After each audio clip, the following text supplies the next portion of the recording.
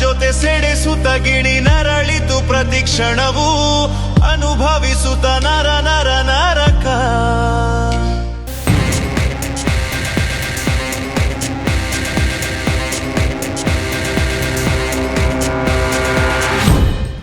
Hello hi ನಮಸ್ಕಾರ. ಸೌಜನ್ಯ ಪ್ರಕರಣಕ್ಕೆ ಮರುಜೀವ. ಸೌಜನ್ಯ ನ್ಯಾಯ ಸಿಗದೆ ಸಾಯೋ ಅಂತ ಹೆಣ್ಮಗಳಲ್ಲ. ಸೌಜನ್ಯ ಸತ್ತೋಗಿದ್ದಾಳ? No no no no, Soujanya ಸತ್ತಿಲ್ಲ. ನ್ಯಾಯ ಸಿಗದೆ ಹೆಂಗ್ರಿ ಸಾಯಕ್ಕಾಗ್ತದೆ?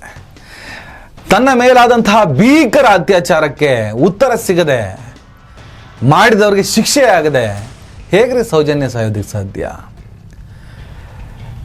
ಯಾರ ಚಿನ್ನಯ್ಯ, ಇದ್ಯಾರ ಸುಜಾತ ಭಟ್ಟು, ಇವರಿಬ್ಬರ ಮುಖವಾಡ ಕಳಚಿತು, ಇವರಿಬ್ಬರದ್ದು ಬುರುಡೆ ಕತೆ. ಅಲ್ಲಿಗೆ ಇಡೀ ಪ್ರಕರಣಗಳು ಅಂತ್ಯ ಆಯಿತು. No no no no no, Soujanya ಕೇಸಿಗಿನ್ನೂ ಮುಕ್ತಿ ಸಿಗಲಿಲ್ಲ.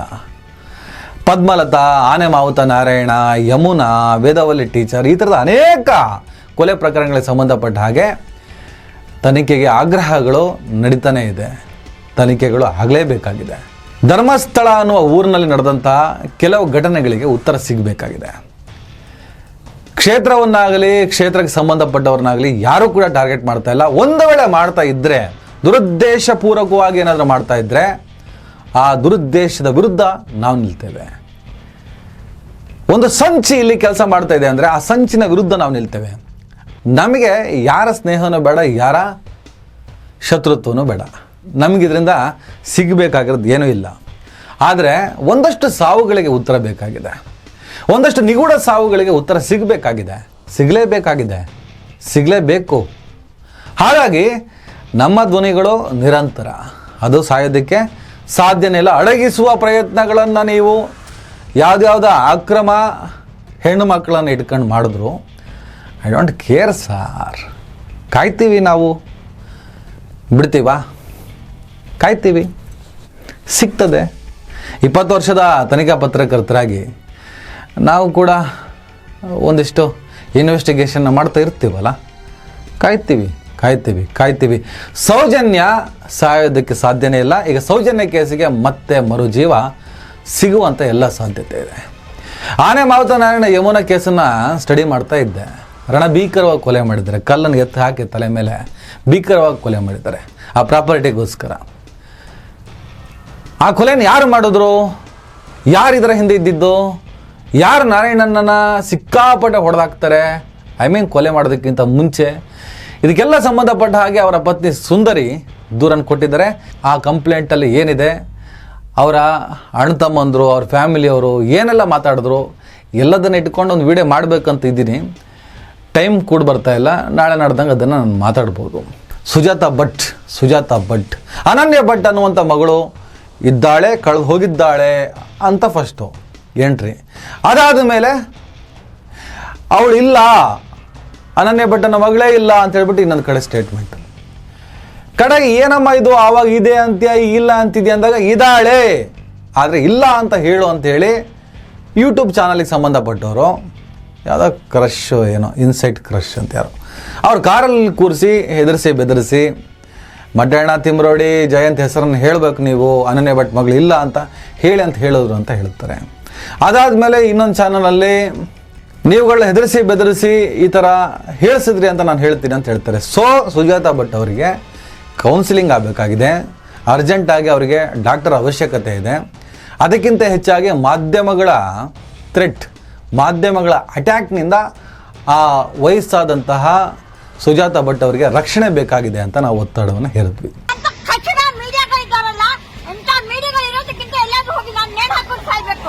ಈಗ ಮಹಿಳಾ ಹಕ್ಕು ಆಯೋಗ, ಕರ್ನಾಟಕ ಮಹಿಳಾ ಹಕ್ಕು ಆಯೋಗ SITಗೆ ಪತ್ರ ಕೂಡ ಬರೆದು ಮೊದಲು ಸುಜಾತ ಭಟ್ಗೆ ರಕ್ಷಣೆ ಕೊಡಿ ಮಾಧ್ಯಮಗಳಿಂದ ಅಂತಲೇ ನೇರವಾಗಿ ತನ್ನ ಸ್ಟೇಟ್ಮೆಂಟನ್ನು ದಾಖಲು ಮಾಡಿದೆ. ಸ್ನೇಹಿತರೆ, ಸೌಜನ್ಯ ಪ್ರಕರಣಕ್ಕೆ ಸಂಬಂಧಪಟ್ಟ ಹಾಗೆ ಸೌಜನ್ಯ ಅವರ ತಾಯಿ ಕುಸುಮಾವತ್ SITಗೆ ಹೋಗ್ಬಿಟ್ಟು ದೂರನ್ನು ಸಲ್ಲಿಸಿದ್ದಾರೆ. ಒಳಗೆ ಬಿಟ್ಟಿಲ್ಲ, ಹೊರಗೆ ಬಿಟ್ಟಿಲ್ಲ, ಎತ್ತು ಬಿಸಾಕಿದ್ರು, ಕತೆ ತೌಡು ಕತೆ, ಅದೇನು ಬೇಕಾದ್ರಲ್ಲಿ ಆ ಸೈಡಲ್ಲಿರಲಿ. ಆ ದೂರಿನಲ್ಲಿ ಕುಸುಮಾವತಿಯವರು ಏನು ಹೇಳಿದ್ದಾರೆ? ಕಂಪ್ಲೇಂಟ್ ಕೊಟ್ಟಿದ್ದು 28 ಆಗಸ್ಟ್ 2025. ವಿಷಯ 2012 ಅಕ್ಟೋಬರ್ 9ರಂದು ಧರ್ಮಸ್ಥಳದಲ್ಲಿ ನನ್ನ ಮಗಳು ಕುಮಾರಿ ಸೌಜನ್ಯ ಭೀಕರ ಹಿಂಸೆ ಮತ್ತು ಬರ್ಬರ ಅತ್ಯಾಚಾರಕ್ಕೊಳಗಾಗಿ ಕೊನೆಯುಸಿರೆಳೆದಳು. SIT ತನಿಖೆಗೊಳಪಡಿಸಿರುವ ಚಿನ್ನಯ್ಯನಿಗೆ ಸೌಜನ್ಯಳ ಮೇಲೆ ನಡೆದ ಅಪರಾಧಗಳ ಬಗ್ಗೆ ತಿಳಿದಿರುವ ಕುರಿತು. ಮಾನ್ಯರ ದಿನಾಂಕ 9 ಅಕ್ಟೋಬರ್ 2012 ಧರ್ಮಸ್ಥಳದಲ್ಲಿ ನನ್ನ ಮಗಳು ಕುಮಾರಿ ಸೌಜನ್ಯ 17 ವರ್ಷ ಭೀಕರ ಹಿಂಸೆ ಹಾಗೂ ಮೃಗೀಯವಾಗಿ ಅತ್ಯಾಚಾರಕ್ಕೆ ತುತ್ತಾಗಿ ಕೊಲೆಯಾದಳು. 2025 ಪೊಲೀಸರು ನಿಜವಾದ ಅಪರಾಧಿಗಳನ್ನು ಗುರುತಿಸುವುದಿಲ್ಲ. ಸದ್ಯಕ್ಕೆ SIT ಚಿನ್ನಯ್ಯ ಎಂಬ ವ್ಯಕ್ತಿನ ವಶಕ್ಕೆ ಪಡೆದು ತನಿಖೆ ನಡೆಸುತ್ತಿದೆ. ಹಲವಾರು ದಿನಗಳಿಂದ ಚಿನ್ನಯ್ಯನ ವಿಚಾರಣೆ ನಡೆಸುತ್ತಿರುವ SITಗೆ ಆತನ ಬಗ್ಗೆ ಮಾಹಿತಿಯನ್ನು ಈಗಾಗಲೇ ಪಡೆದಿರಬಹುದು.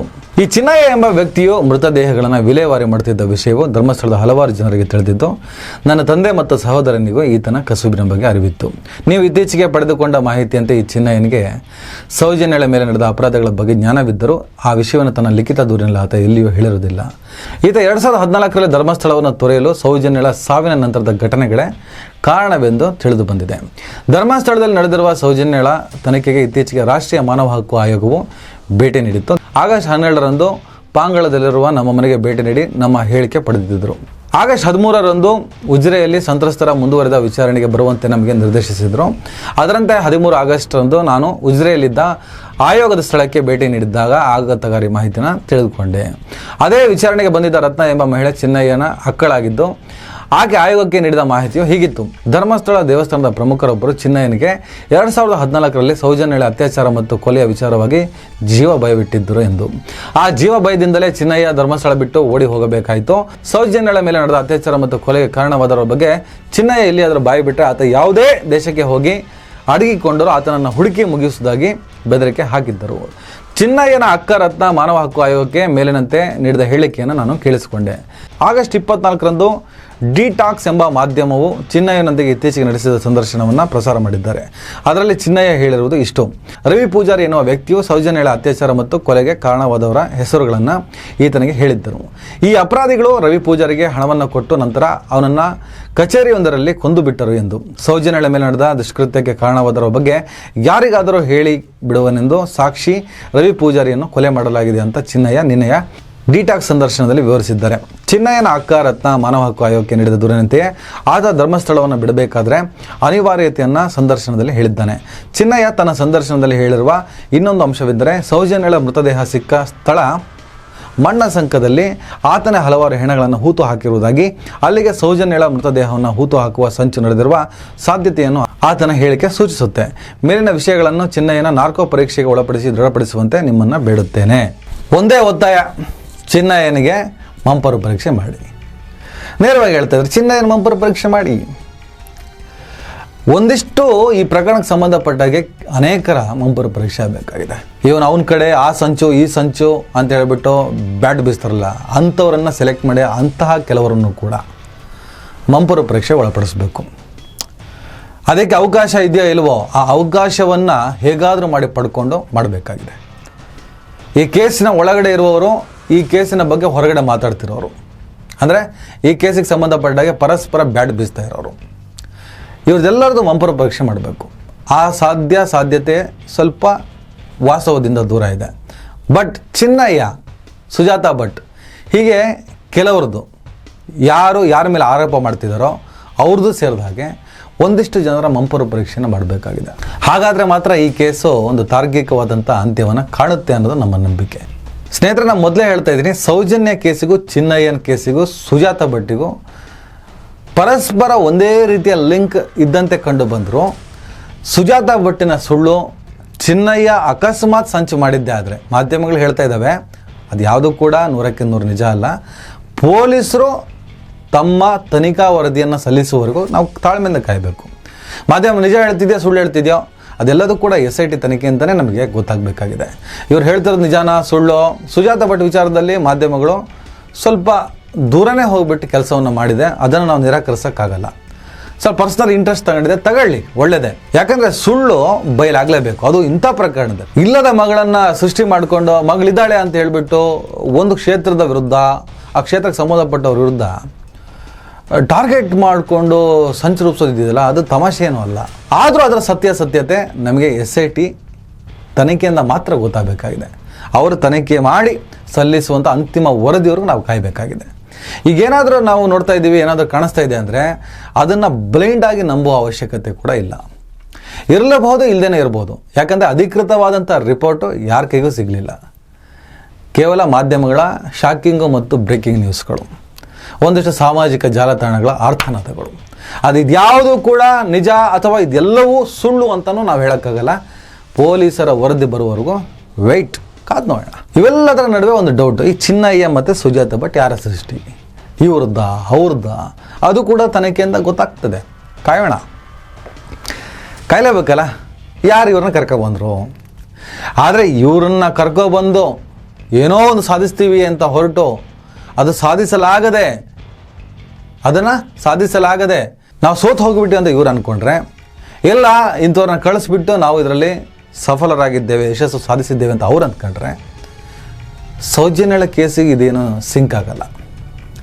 ಸೌಜನ್ಯಳ ಕೇಸು ಇದರಿಂದ ಸತ್ತು ಹೋಗಲ್ಲ. ಇನ್ನಷ್ಟು ಕೆಲ ಹೆಸರಿದಾವಲ್ಲ, ಆನೆ ಮಾವತ ನಾರಾಯಣ, ವೇದವಲ್ಲಿ ಡೆಚಾರು, ಯಮುನಾ, ಈ ಥರದ ಪ್ರಶ್ನೆಗಳು ಕೂಡ ಉತ್ತರ ಇಲ್ಲದೆ ಅಂತ್ಯ ಆಗಲ್ಲ.